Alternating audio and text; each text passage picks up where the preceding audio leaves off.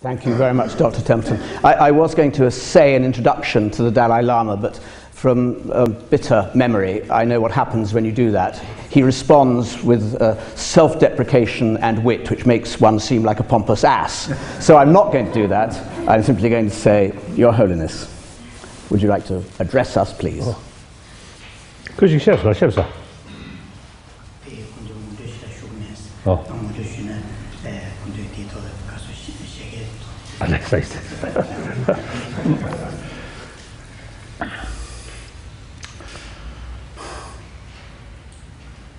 excuse, how many minutes? 10. Oh, 5. Correct. No, 10. If you like, I'll remind you. Yes, good. Brothers and sisters, I really very happy to receive this award. I always see stress. I am nothing special person. Simply one of the 7 billion human beings. Can you make some distinction?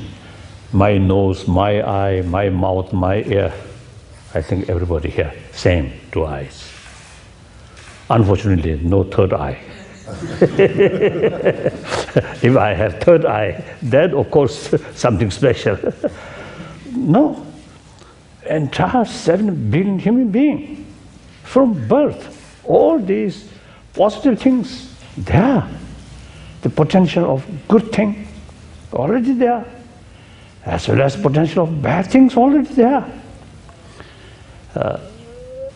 Then, because of my training, and particularly, as I mentioned briefly, my mother, very, very kind mother.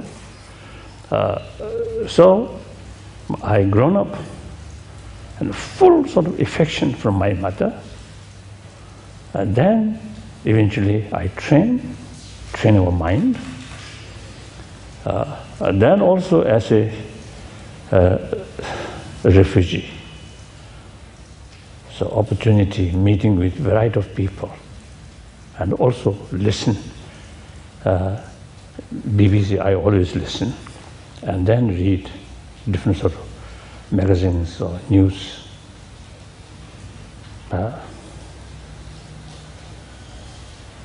It always confirmed me.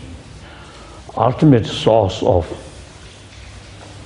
calm mind, happiness, joyfulness is within ourselves.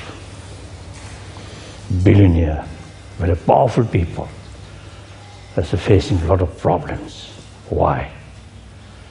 That clearly shows money, power fail to bring inner peace.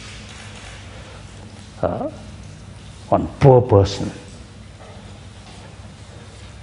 material field poor, but mental level very, very happy person. We can see that.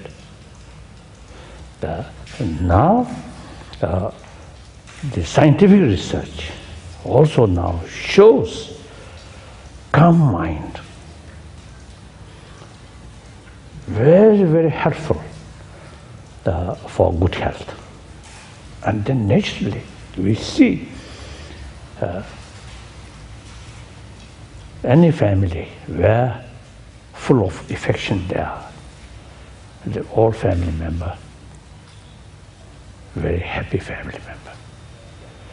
The family may be very rich, very powerful, but lack of that human sort of affection, suspect each other, distrust, jealousy.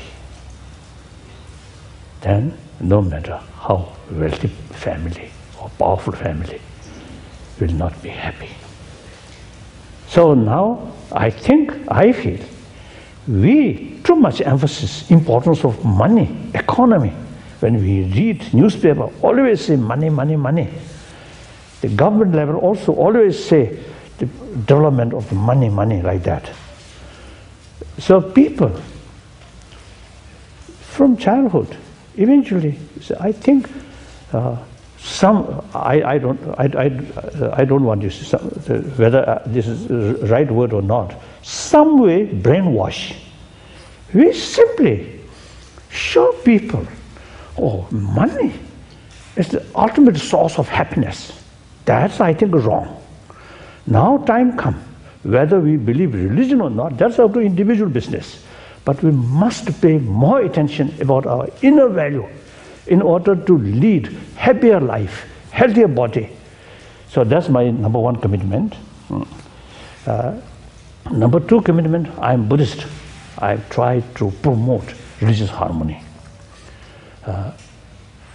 So now this sort of award is received in a historical, big cathedral. Very, very happy, great honor. So because of this sort of my sort of commitment, according to my own level, small contribution for betterment of human individual and more closer understanding among different religious traditions. So this sort of award, I consider the recognition of my small contribution. So, when I received the Nobel Peace Prize, after that, when I reached New Delhi night, some sort of media people came at the airport. The first question, how to use that money? Fortunately, you may get that question here. So fortunately, as soon as I heard that announcement, I already thought, I never use this money for my personal. I'm the longest guest of Indian government, so all facilities provided by Indian government, no worry. I have no family, nothing, so just a single stomach here. That's all. So at that time, before I reached India, I already sort of make up in my mind is some portion to some Indian organization who really devoted helping leprosy. Oh yes, the handicapped sort of people. I visit that sort of camp, so very much impressed in my mind. They not only taking care of their livelihood, but also give them new spirit as a human being. Otherwise, the defect on their body. So sometimes always look very, very sad. So one portion donate that, and then I established one the foundation of universal responsibility, like that. So this time also, when I received that information, I think how to utilize this money, how to divide. Then, so like that,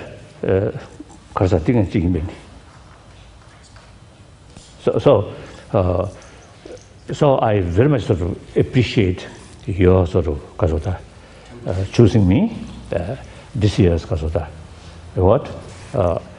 I clearly sort of feel clear sort of recognition about my activities, and then the amount of that money also I will explain like that. So thank you very much. Thank you. Now less than 10 minutes. You can carry on. Now I have questions. Okay, okay. Thank you, Your Highness. Daniel Goleman is renowned for his international bestseller Emotional Intelligence and a host of subsequent works exploring the themes that were explored there. And he's going to outline why he sees the Dalai Lama's award as being wholly appropriate to the Templeton Prize. Daniel. Well, also I'm going to give a quick 3 to 4 minute backgrounder on things you ought to know about His Holiness if you're going to write about him.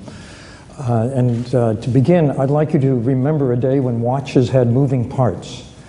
If you lived in Lhasa in the 1950s and your watch broke, there was one person who could fix it. His Holiness.